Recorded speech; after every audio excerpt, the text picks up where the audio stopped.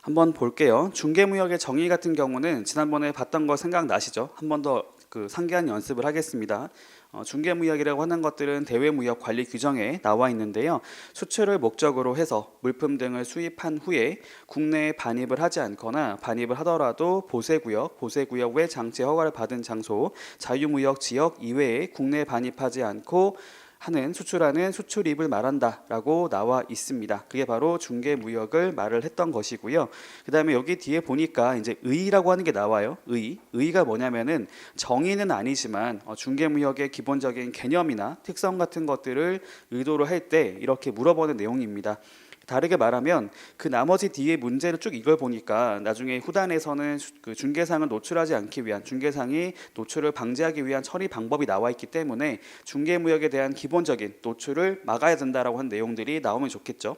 중개무역이라 하는 것들은 중개상이 최초 수출자와 최종 수입자 간에 서로를 모르게 해서 거래를 하는 것이 중요하기 때문에 이런 내용들을 함양하시면 될 것 같고요. 그 다음에 수출 실적의 범위와 수출입 인정의 대상이라고 하는 것들은 저희 대외무역법에서 다루고 있는 내용입니다. 근데 옛날에는 이거 저희가 2010년도 전에는 저희가 대외무역법 외국한 거래법이라고 하는 것들이 1차 과목에 있었거든요. 1차 과목에 있었고 무역실무랑 분리가 안 돼 있었어요. 분리가 안 돼 있다, 그러니까 분리가 되어 있다고 하더라도 지금처럼 이렇게 과목이 나눠져 있는 것이 아니다 보니까 그때는 함께 그냥 무역실무라고 하는 과목으로 같이 출제가 됐던 겁니다. 그러니까 지금으로 문제를 낸다고 했을 경우에는 이거를 대외무역법으로 별도로 분리할 수도 있다고 말씀드리는 겁니다.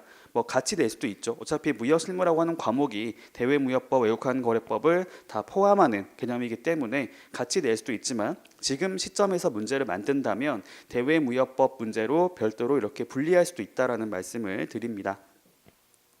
잠깐 말씀드려 볼게요. 저희가 대외무역법 상에서 수출을 하거나 수입을 하게 됐을 때 저희가 산업통상자원부 장관이 이제 그 실적을 인정해주는 것이 있습니다. 인정을 하는 이유가 뭐냐면 저희가 무역을 할 때는 기본적으로 모든 것들을 자기 자본으로 할 수가 없잖아요. 대출을 받아야 되는데 대출을 받는 것들을 저희가 무역금융이라고 말을 써요.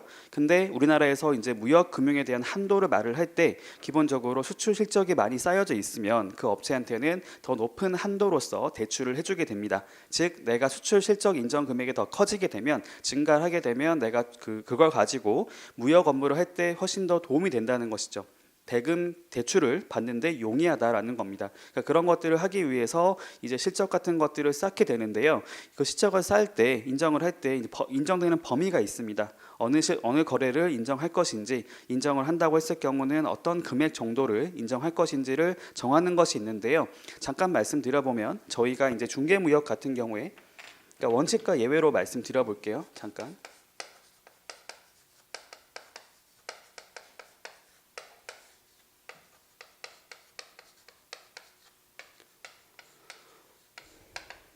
원칙은 뭐냐면은 수출 신고 금액을 기초로 해요.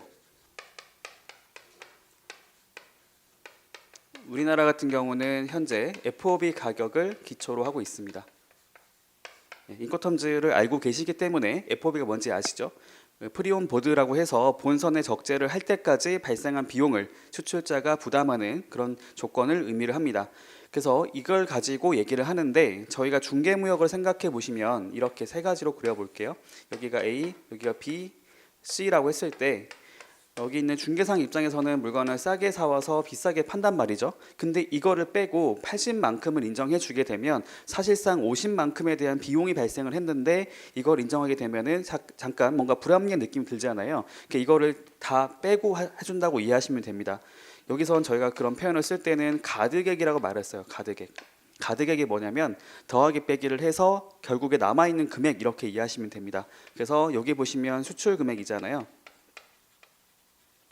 수출 신고 금액에다가 그 다음에 여기 나와 있는 수입 신고 금액을 뺀 나머지 만큼만 수출 실적으로 인정을 하고 있습니다. 이게 저희가 FOB 가격이라고 보시면 되겠고요. 여기는 CIF 가격이라고 보시면 되겠습니다. 그래서 이 두 가지 빼는 거죠. FOB 가격은 80원이 될 것이고, 그다음에 소액신고 가격은 50원이 된다고 했을 때 30원만큼만 수출 실적으로 인정을 하고 있습니다. 이게 좀 더 합리적으로 보이시죠?